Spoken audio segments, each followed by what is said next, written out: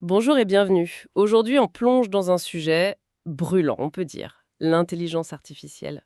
Ah oui, difficile d'y échapper en ce moment. Exactement, depuis l'arrivée de ChatGPT fin 2022, c'est un raz-de-marée, les chiffres sont assez fous. Oui, l'adoption a été fulgurante. Plus de 100 millions d'utilisateurs pour ChatGPT, en 2 mois à peine, un record.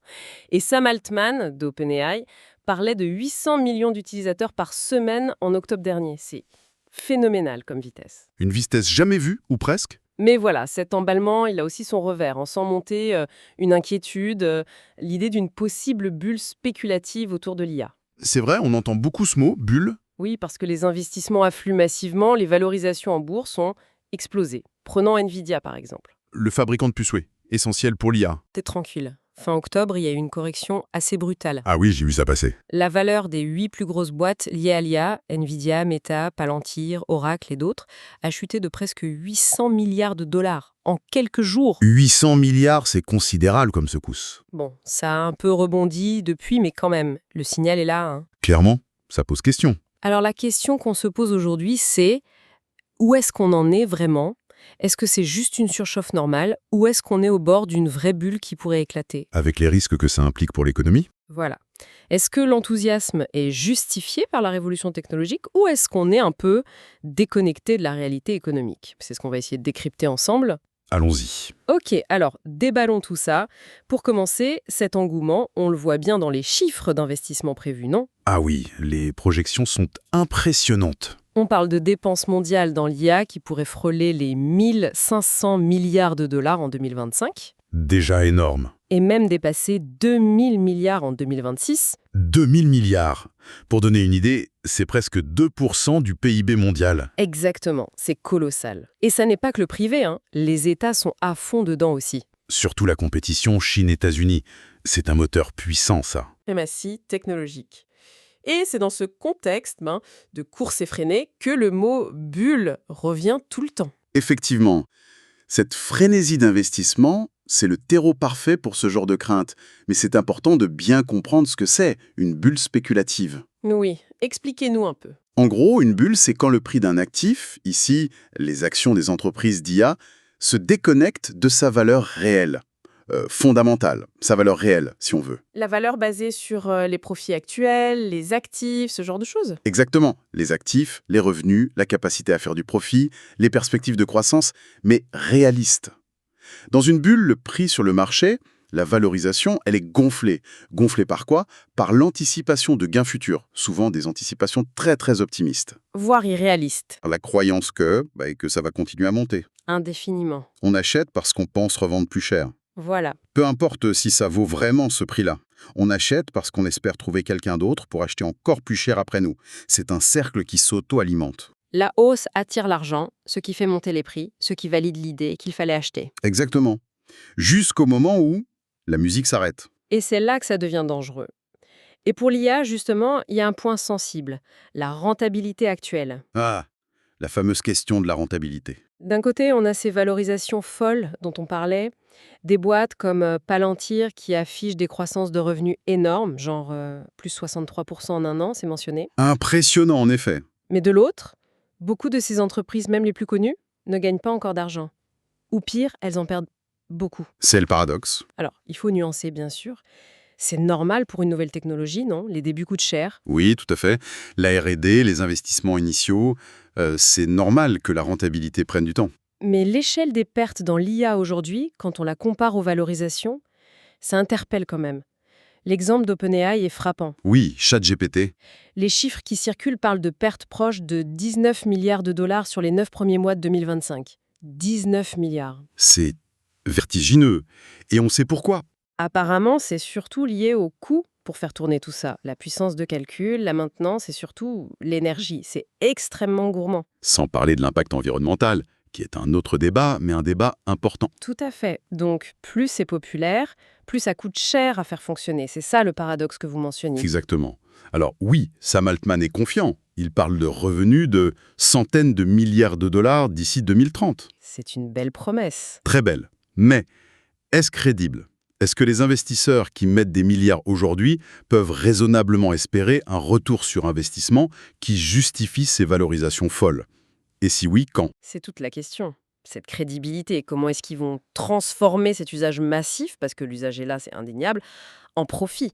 Des profits réels, durables. C'est le défi de la monétisation. Voilà.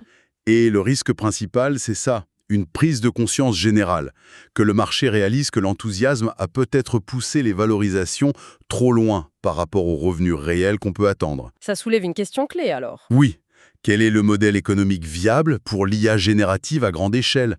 L'utilisation est là, oui.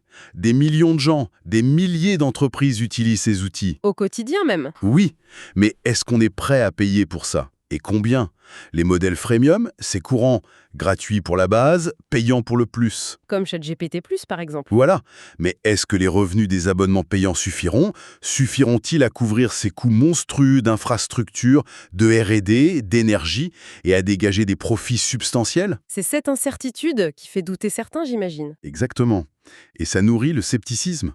On voit des signaux d'alerte. Michael Burry, par exemple, Ah, celui qui avait prédit la crise de 2008. lui-même, il aurait parié près d'1 milliard de dollars, mais sur la baisse des actions comme Nvidia et Palantir. Il parie contre l'IA, en gros. Il parie contre leur valorisation actuelle, en tout cas. C'est ce qu'on appelle du short selling. Quand des gens comme lui font ça, ça montre qu'il y a un doute profond sur la surévaluation. Ce n'est pas une garantie que ça va chuter, mais c'est un signe. Et si ce doute se propage, c'est là qu'on risque l'éclatement. C'est le scénario redouté, oui. Le classique. Quelques investisseurs commencent à vendre parce qu'ils trouvent ça trop risqué ou surévalué. Pour prendre leurs bénéfices ou limiter la casse. Voilà. Si ça prend de l'ampleur, les prix baissent. La baisse fait peur à d'autres, qui vendent aussi, et hop, la panique. L'effet boule de neige. Et les cours s'effondrent. Exactement. Et là, ça devient vraiment préoccupant. Parce qu'une crise dans l'IA aujourd'hui, vu comme c'est central, ça ne resterait pas juste dans ce secteur-ci. Probablement pas, non? On pourrait avoir un effet domino. C'est-à-dire? Les boîtes d'IA en difficulté pourraient ne plus rembourser leurs dettes. Leurs fournisseurs, le matériel, l'énergie, le cloud seraient touchés. Les entreprises qui dépendent de leurs services aussi. Et les investisseurs, Les banques. les fonds d'investissement très exposés perdraient beaucoup. Ça pourrait fragiliser des banques, d'autres institutions. Une crise dans un secteur pourrait devenir une crise financière plus large, voire une récession si le choc est assez fort. D'accord. Et c'est là qu'on fait le parallèle avec la bulle Internet. Inévitablement. Fin des années 90, début 2000. Les ressemblances sautent aux yeux. La hype, les investissements fous. Oui, une technologie vue comme révolutionnaire Internet à l'époque. Un enthousiasme médiatique, boursier, démesuré. Des milliards investis dans des startups au modèle économique, parfois très flou. Des valorisations basées sur le nombre de clics plutôt que les profits. Exactement. Des valorisations qui défiaient la logique. Et puis, le crash. 2000-2001. Des centaines de boîtes .com balayées. Des pertes énormes. Mais est-ce que c'est vraiment pareil aujourd'hui? Est-ce que l'IA, c'est comme Internet il y a 25 ans? Il y a des limites à ce parallèle, non? C'est une excellente question. Il faut nuancer, oui. Les mécanismes de la spéculation se ressemblent, c'est sûr. Mais le contexte, la technologie, c'est différent sur des points importants. Par exemple? Une différence majeure, c'est l'utilité réelle et l'adoption des outils d'IA actuels. À l'époque de la bulle Internet, beaucoup de sites ou services étaient peu utilisés ou leur utilité était discutable. C'est vrai. Aujourd'hui, les IA comme ChatGPT, Midjourney, les outils d'aide au code, ils sont déjà utilisés par des millions de gens intégrés dans le travail de plein d'entreprises. L'impact sur la productivité, la création, il est tangible, même si on ne le mesure pas encore parfaitement. Donc la question n'est pas est-ce que c'est utile, mais plutôt Est-ce qu'on peut construire un modèle économique durable autour de cette utilité? C'est ça la clé. parce que la bulle Internet a éclaté, mais Internet a quand même tout changé. Exactement. Des géants comme Amazon, Google, ils ont survécu au crash. Ils ont fini par trouver un modèle économique viable. La question pour l'IA, c'est est-ce que les acteurs actuels, malgré leur valorisation et leurs pertes, vont y arriver? Et combien vont y arriver? C'est ça.